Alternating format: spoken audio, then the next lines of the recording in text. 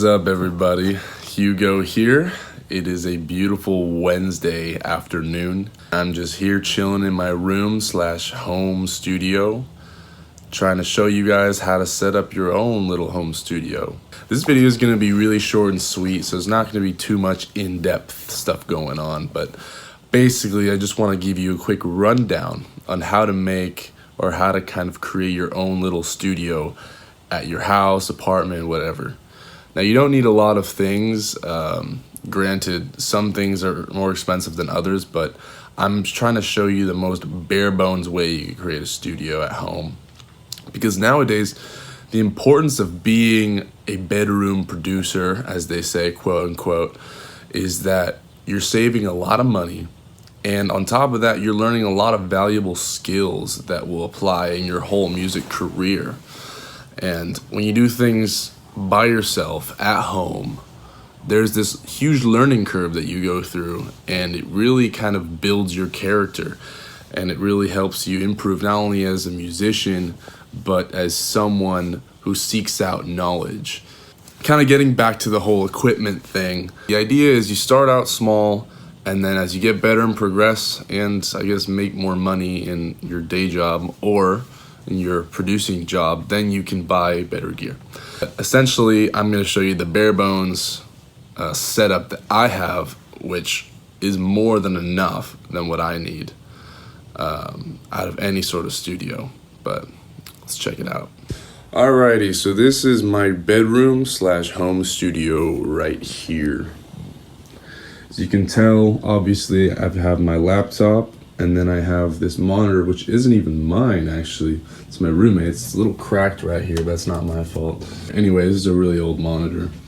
And then for speakers or monitors, see, I haven't really invested any money into anything super fancy or expensive. So these guys are just some bookshelf speakers I found on Amazon.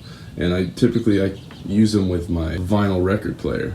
But because I don't have the finances to get the best equipment I need, these will do.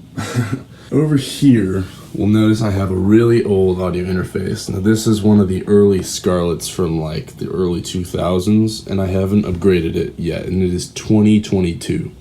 And it still works fantastically. I'm telling you, like, all you need is something that has two XLR inputs, and on the back it's got 6 total 1/4 inch inputs, which is fantastic. That's all I've ever really needed.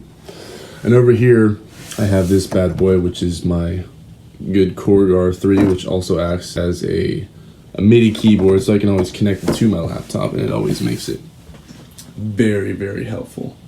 The other thing I have, obviously, is a condenser microphone.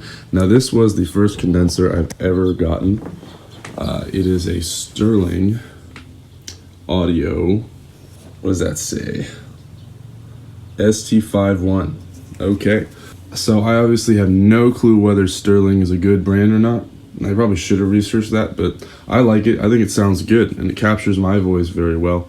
And it's funny because I got this when I was 16, and when I was 16, I thought it was broken because I tried plugging it in to my audio interface and it wasn't working because there was no phantom power. That's what I mean by like trial and error. The better you get at recording, the more things you learn. You're gonna make a lot of mistakes, but in the end, it's all gonna be for the betterment of your skills. And then obviously I would recommend a pop filter. It's pretty standard, but anyway, yeah, that's the microphone. Okay, so basically you've seen the bare bones equipment that I have for recording, but all these things are utilized very well by me. I like to say that I make pretty good productions with what I have, and I think anyone out there, could get a good bang for the buck. Whether you're getting used equipment, make sure it works.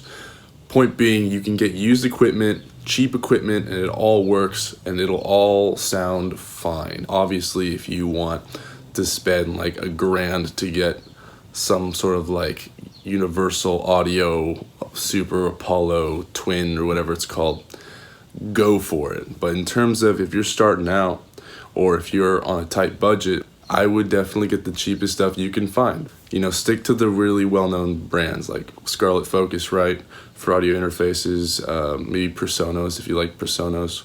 Anything made by Korg, if you're trying to get a synth, is fantastic. Because I primarily do Logic Pro, you know, Apple computers are fantastic, and you can get a pretty solid Apple computer nowadays for like $800, maybe even a little less if you get it used and if it's an older model.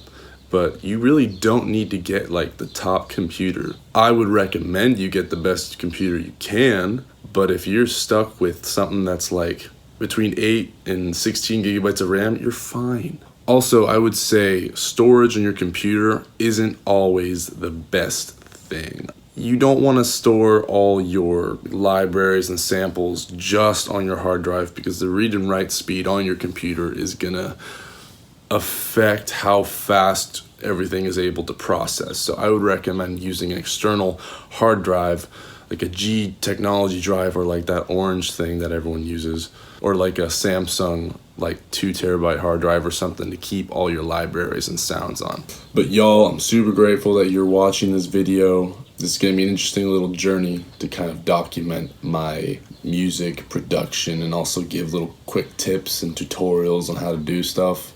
There's so many tutorials out there, but this is gonna be something for the person who's just super bare bones and who wants quick little tips here and there. I'm here to motivate you to get started and to take your own music in your own hands, because ultimately, if you want to drop $1,000 on a record, go for it. But if you want to drop $1,000 on promoting your record when you know super well that you're more than capable of creating your own record from scratch, I would say spend the money on promoting the song rather than creating the song. You know, you spend so much time and energy and money just to create that craft, but then you're left with no money to promote it. It just doesn't make sense. You have a laptop, you have headphones, you have speakers, you're golden. You're gonna love taking this into your own hands, I'm telling you. So yeah, thank you for listening. I'm out.